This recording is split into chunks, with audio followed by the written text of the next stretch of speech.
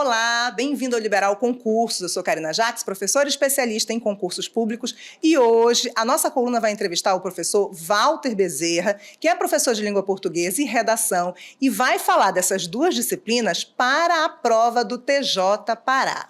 Olá, professor, obrigada pela sua presença e bem-vindo aqui à nossa coluna. Karina, muito obrigado pelo convite.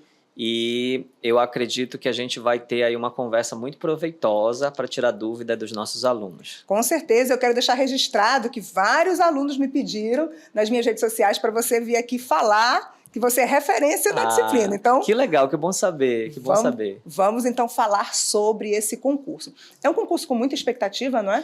Sim, esse concurso, nós podemos dizer que a prova do SESP é uma prova analítica, sobretudo. Esse candidato não está muito acostumado a fazer esse tipo de prova e vai ter que marcar certo ou errado, vai ter que ter esse cuidado, diferentemente de uma prova de múltipla escolha, até mesmo na redação, que daqui a pouquinho a gente vai falar sobre isso.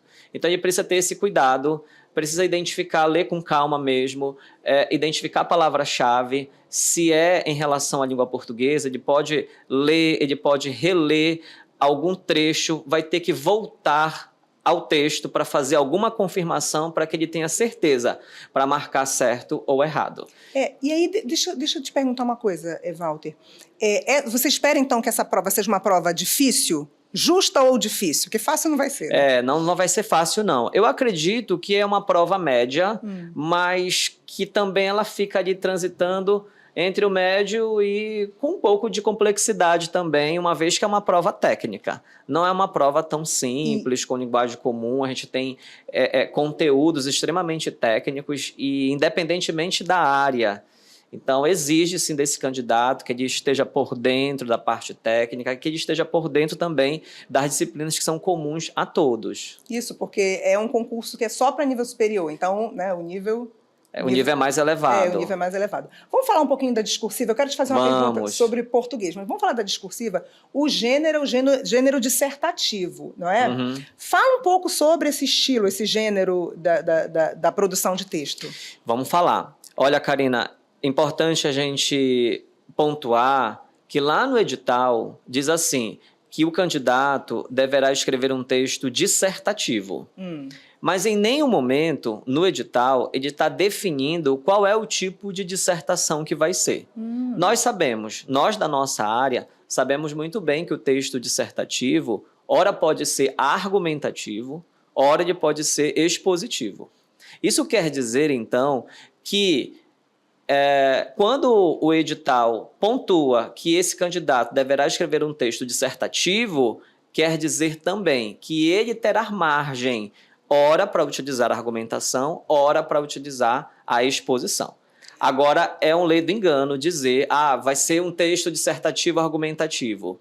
Não, porque nós sabemos que o texto dissertativo argumentativo tem uma estrutura previamente conhecida, que o candidato precisa fazer uma introdução, um parágrafo de desenvolvimento 1, desenvolvimento 2 e uma conclusão. E sobre essa estrutura vem uma temática que geralmente está relacionada a uma problemática social. Então, não é este caso do SESP. Então, eu acredito que seja muito importante que o candidato vá fazer essa prova, que ele leia o edital, principalmente essa parte, que ele busque a orientação de um profissional para ele realmente entender, que ele pesquise, que ele tenha realmente essa preparação prévia para ele não ir fazer a prova achando que é de uma forma e chegar lá é de outra. Então, deixa eu perguntar aqui, eu estou aprendendo, cada entrevista eu aprendo. Então, o gênero dissertativo pode ser argumentativo ou... Isso, ele pode ser expositivo. Expositivo. Então, o edital não disse qual dos dois, não. Então pode ser qualquer um dos dois? Não é que... pode ser qualquer um dos dois que ele pode utilizar. Ou seja, mas a prova, tem a margem. É possível que na prova a banca indique? Não, também não. Ele não vai indicar. Já que não indicou no edital, não vai indicar. O que eu digo para meus alunos? A pergunta vai me direcionar. Vai direcionar esse aluno. Ora para ele expor, ora para ele argumentar, ora para ele expor e argumentar. Então, são duas tipologias diferentes, mas que podem ser em algum combinadas. momento elas podem ser combinadas. Sim, sim. A argumentação ela tem a ver com a opinião e a exposição tem a ver com a informação. Tem perguntas que exigem de mim apenas a informação. Já eu posso encontrar perguntas que vão exigir desse candidato que, além dele informar, que ele possa também argumentar, apresentando ali algum recurso argumentativo. E esse edital, ele tem alguma exigência específica na dissertação? A única exigência que é uma particularidade do CESP, e é somente do CESP, é quanto à correção. A correção, para esse candidato, não vai ser dada uma única nota. Uma nota, por exemplo, única, fixa. Esse candidato tirou 9, o candidato tirou 9,5, o candidato tirou 7. Não. A prova vale de 0 a 10 e geralmente a nota desse candidato é fracionada. Isso quer dizer que ele começa, eu costumo dizer para os meus alunos assim, você tem uma nota inicial e você vai ter uma nota final. A nota inicial, por exemplo, eu posso tirar 7. Eu escrevi um texto legal, eu cumpri ali com os aspectos de coesão, de coerência, organização, enfim. E respondi, não fui tão fiel nas minhas respostas ao ponto de ter tirado 7 de 10. Uma nota razoável, mas não quer dizer que 7 seja a minha nota final, porque aí vai passar por uma fórmula. Essa fórmula diz respeito ao número de falhas gramaticais que esse candidato cometeu e isso vai ser dividido pelo total de linhas que ele escreveu. Aí tem uma lógica. Nós chegamos a uma lógica. Qual é esta lógica? O candidato precisa escrever o máximo que ele puder e eu sempre recomendo aos meus alunos a escrever as 30 linhas, de fato. Porque isso vai contar na hora do cálculo. Isso vai contabilizar, isso vai entrar na fórmula. E ele deve errar, apresentar falhas gramaticais o menos possível. Sim. Para que a nota inicial dele não se modifique muito quando ele tiver a nota final.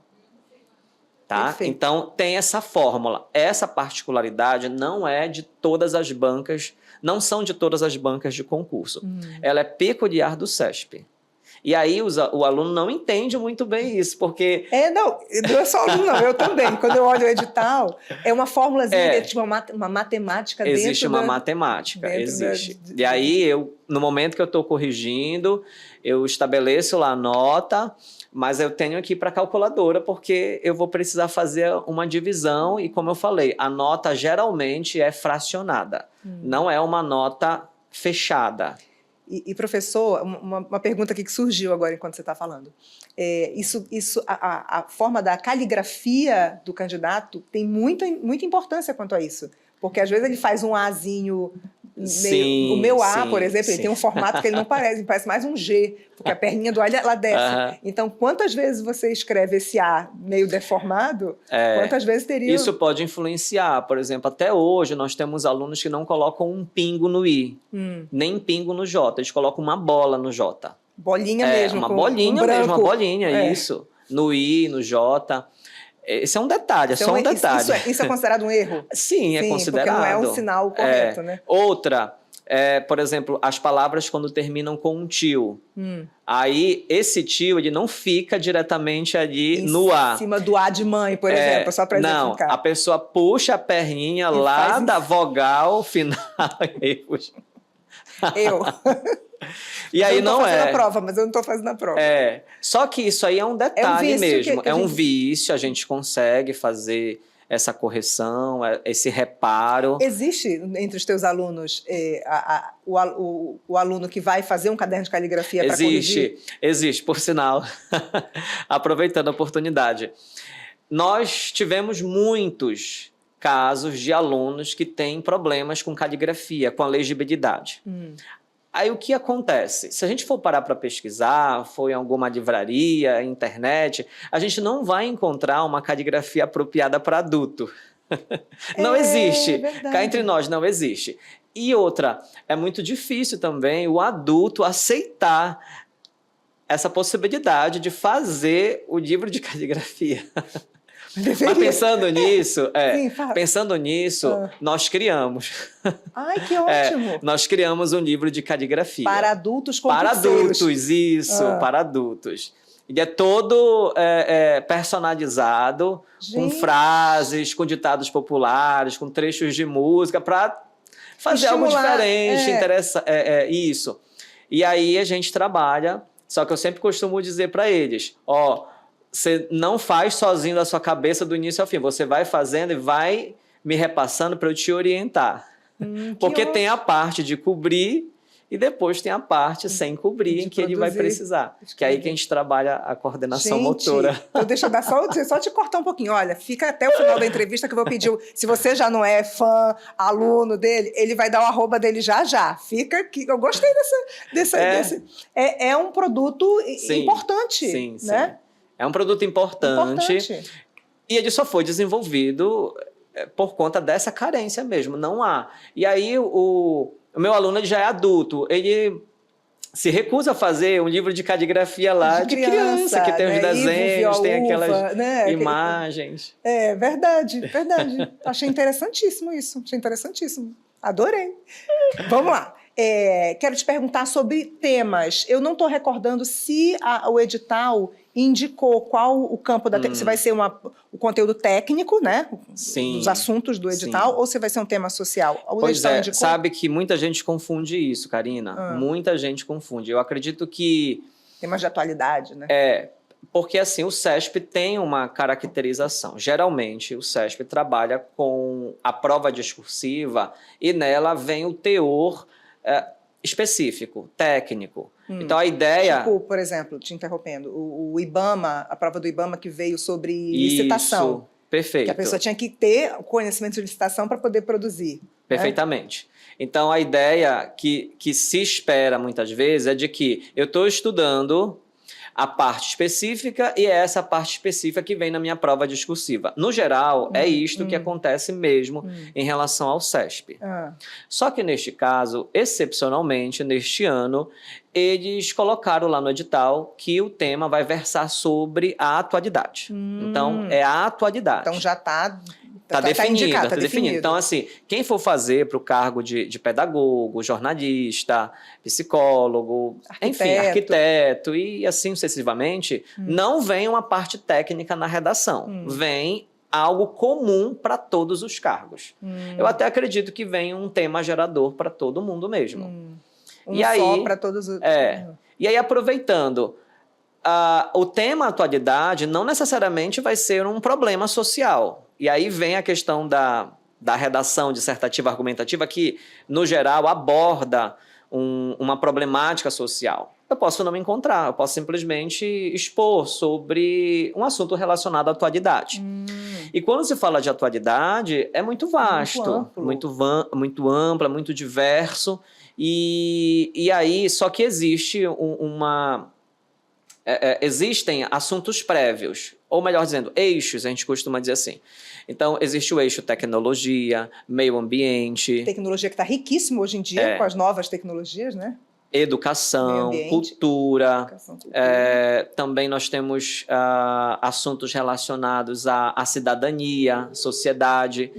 Só que pelas pesquisas que eu já fiz em relação ao CESP, eu já percebi que eles costumam cobrar 2 temas, assim, 2 temáticas, 2 eixos temáticos. Geralmente é tecnologia e meio ambiente.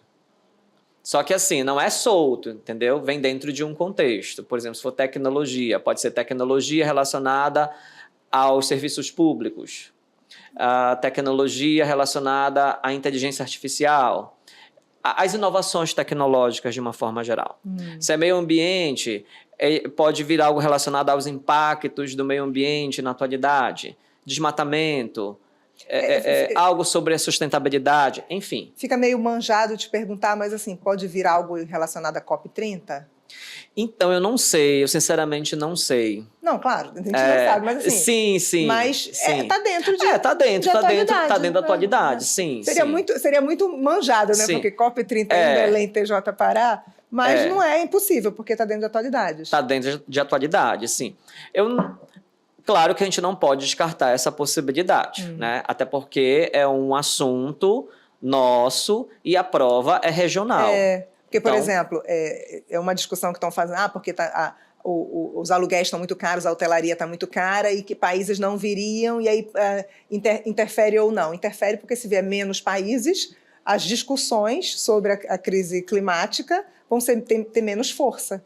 Sim, né? eu acredito que é importante criar mesmo esses contextos. Agora, tem um outro ponto aí que me lembrou que eles podem também tratar sobre políticas públicas, crises econômicas, inflação. Então, tudo isso são assuntos relacionados à atualidade também. Atualidades. Perfeito, perfeito. Adorei, já me deu. Você fica falando, eu fico pensando em outras hipóteses, outras perguntas. Mas vamos lá, vamos falar um pouquinho de português. Vamos. Né? O que a gente espera dessa prova de português, de língua portuguesa? Sebrasp é previsível? Ela é gramatiqueira? Ela é mais interpretação? Quais os assuntos se tem assuntos mais frequentes? Fala um pouquinho sobre isso. Eu acredito que a prova do SESP é uma prova muito analítica. Analítica ao ponto do aluno exatamente poder fazer voltas ao texto, à questão, fazer essas confirmações para poder marcar a alternativa correta, né, certa ou errada. Só que aí entram alguns assuntos relacionados à gramática, sim, e assuntos que são esperados, são previstos pelo SESP. Por exemplo, geralmente o SESP costuma cobrar do aluno a reescritura de frase. Então, ele dá uma frase como exemplo, num comando, e ele pergunta se aquela frase pode ser reescrita de uma outra maneira que ele vai ofertar ali. Mantendo ele vai apresentar. Sentido. Mantendo. Aí vem mais duas perguntas que eles podem fazer sobre a reescritura de frase, que elas estão muito associadas. Porque é bem verdade que quando a gente reescreve uma frase, essa frase ela pode manter o mesmo sentido e pode ser que o teor gramatical não seja o mesmo.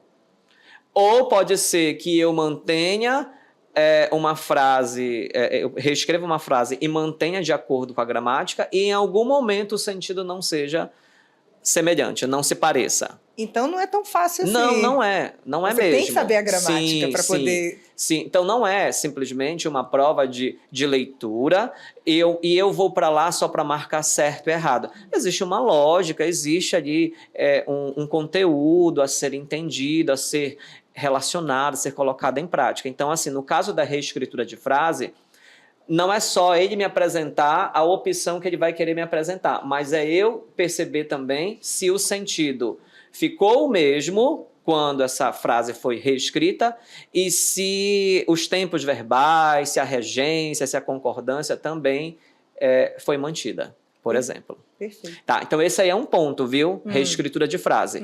Um outro que eles gostam muito de explorar é a pontuação. E a gente sabe que a pontuação, mais precisamente a vírgula que eles gostam de trabalhar, a vírgula está relacionada a vários elementos sintáticos na gramática.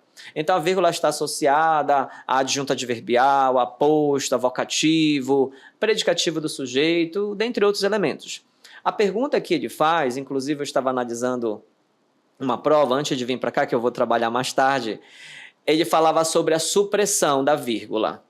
A supressão é a retirada. Ele dizia, se for retirada a vírgula desse fragmento, aí vem, existe algum tipo de alteração morfossintática? Existe algum tipo de alteração semântica também? Ele faz esse tipo de pergunta. Certo ou errado? Então, são perguntas muito objetivas, mas requer que esse candidato realmente esteja por dentro do conteúdo. Então, recapitulando, reescritura de frase, pontuação, eles gostam de também trabalhar com o sentido da palavra. Aí vem a semântica. A semântica, sobretudo, a substituição de vocábulos e também a substituição de conectivos. Tá? Então, a gente sabe que tem conectivo que pode substituir por um outro conectivo se ele pertence à mesma família semântica. Só que, se esse conectivo for de uma outra natureza semântica, não dá para fazer a substituição. Por exemplo, percebi bastante na produção de alguns alunos meus que eles estavam trocando o diante disso pelo além disso. Aliás, o além disso pelo diante disso. Então, o além disso é adição. E o diante disso é conclusão. E aí, não bate. Então, embora a finalização seja a mesma, mas o sentido mudou. Além das outras regras gramaticais que eles podem cobrar, tá? Concordância, noções de concordância, regência.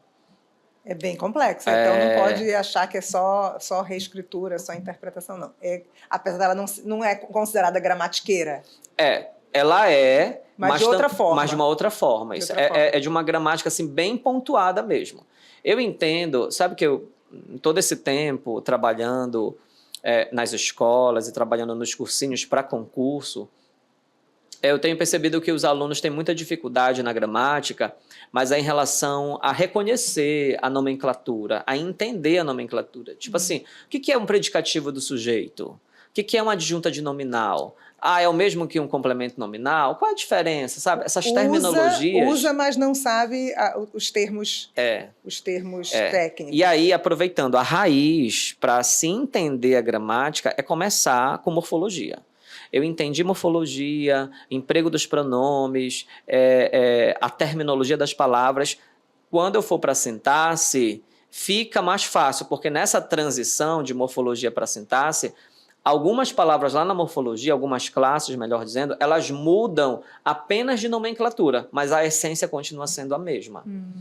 Então, a ideia é essa. A ideia é essa. Eu acho que língua portuguesa a gente tem que estudar e reestudar a vida inteira, porque é a nossa língua mãe, mas a gente acaba usando, mas não tendo esse domínio que os professores têm. É verdade. Isso que você falou, estudar a língua portuguesa hoje é uma necessidade. E é uma necessidade para todo mundo, para todas as áreas. Porque a gente usa sempre. Porque a gente usa sempre, a gente está sempre conversando, falando, escrevendo. No então, é uma postagem que se faz na internet, na rede social, é um documento, é um e-mail, é uma mensagem, sabe? Então, é uma necessidade, assim, eu tento, por exemplo, não usar... Vou mandar uma mensagem, ver que eu mando a mensagem com a vírgula, tudinho, porque a gente acaba... vou usar uma linguagem de internet e acaba com esse vício e desaprende.